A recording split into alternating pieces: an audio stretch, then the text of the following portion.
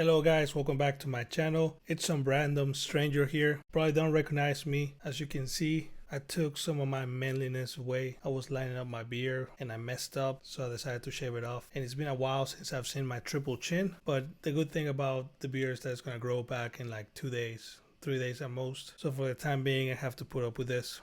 Either way.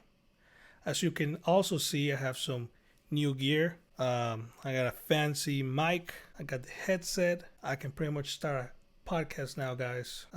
One of my brothers left this set up for me. They'll take it back at some point, but for now I'm going to take advantage of it. So anyway, the reason I'm recording, I just wanted to talk some of the stuff that I've read. You know, one of the most fun things about having a manga collection is the whole buying part. And I did go a little bit crazy on that for a while. I bought way too much. And now that I'm broke, catching up to all of my manga that I haven't read, which is, as of right now, I want to say 70% unread. 70% of my manga is unread, so I'm catching up, but it doesn't feel like a chore. It's actually very enjoyable. The thing about starting a series is that you have to be in the mood for it. If you're not in the mood, you're not gonna enjoy it and you're just gonna drop it. The series that I chose to read this month, they're top quality series. So let me start with the first one. We're gonna start with Vinland Saga, Volume 9, Volume 10, and Volume 11. So I'm pretty much caught up with what's being released here in the US. I don't think I'm going to read it online. I have no rush to catch up to what's the latest chapter. And I know what it's like to read it chapter by chapter. I just don't enjoy the whole bi-weekly process of reading a chapter at a time. To me, it's just punishment to read manga like that, so I'm just gonna wait it out. I know one new book is coming out in the winter, and I'll make sure to get it right away. But either way, this series is amazing. It will forever stay in one of my top 5 mangas of all time. The story about war, how heartless humanity can be, and at the same time our desire to have peace and love and all that stuff is just all packed into this series. I want to talk about some of this stuff, but I don't want to spoil the series. But should I spoil the series? I guess I'm not gonna spoil the series. I'll talk about it in another video. Man, this character right here, the background to it and the way this guy felt about it, I felt it. I felt that feeling of, you know what, you're right. I deserve everything you want to do to me. That feeling of guilt, I felt that. That was awesome. That was Vinland Saga is just a manga about humans, about how humans are, and just their feelings, their convictions, their sins, vengeance. You get all of it in this series, which is amazing. I can't say much, unfortunately, but I want to make a video and just talk about all my favorite stuff. Make sure you check it out. Next, and I mean, this is quite a lot, but I binged it all within a week. Kind of don't like to do that because I want to enjoy it, but the story was so good that I just went through it. And I mean, I'm gonna read it again. It's one of those series that you can enjoy over and over, and you can appreciate it. Anyways, the next series that I read is something that it's hard to get. You're probably not gonna have it, so you might want to read it online. And I think this is my first printed Korean manhwa, whatever you want to call it, and it's called Shaman Warrior. But look at those covers. Look at that art. You know, as far as Korean comics, manga, I've only read manga, webtoons, or whatever you want to call them. I knew about them. I know that they have a good story, but the art, which is designed to read online, is not, which I will think is the best. I think it's more simple, and just for the fact that they have to color every single panel. So I never thought anything great about Korean manga artists. But this guy just showed me how good they can be. If I ever make a video about my favorite manga covers, Like you're just gonna see every Shaman Warrior.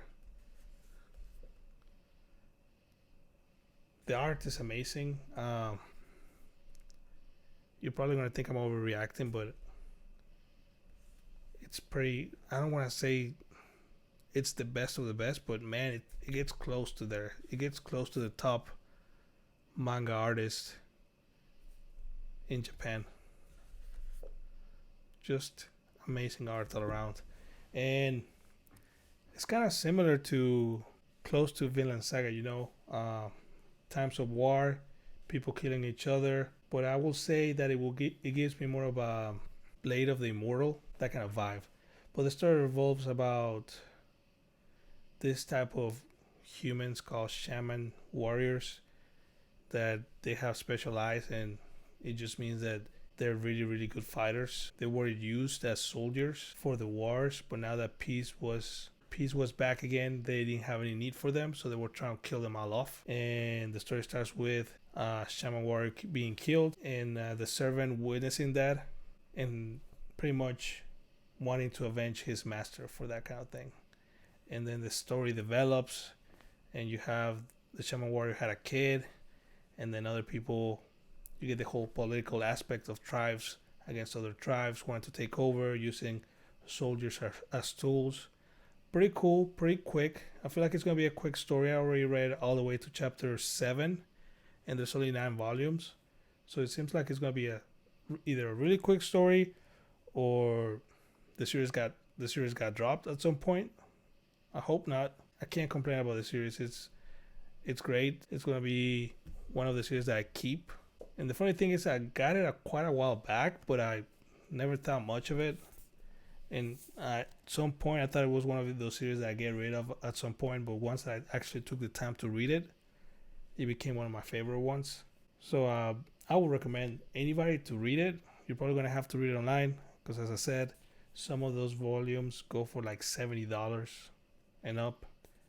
I was lucky to find the whole set at my local bookstore, which is now closed. Rest in peace. That was one of my favorite stores. Now I pretty much just buy online, which is good, but at the same time it's kind of boring. There's some satisfaction of going in there, going to a used bookstore and looking for those gems, looking for those rare volumes that cost just a few dollars. Then I didn't read it, but I made an attempt to read Yona of the Dawn.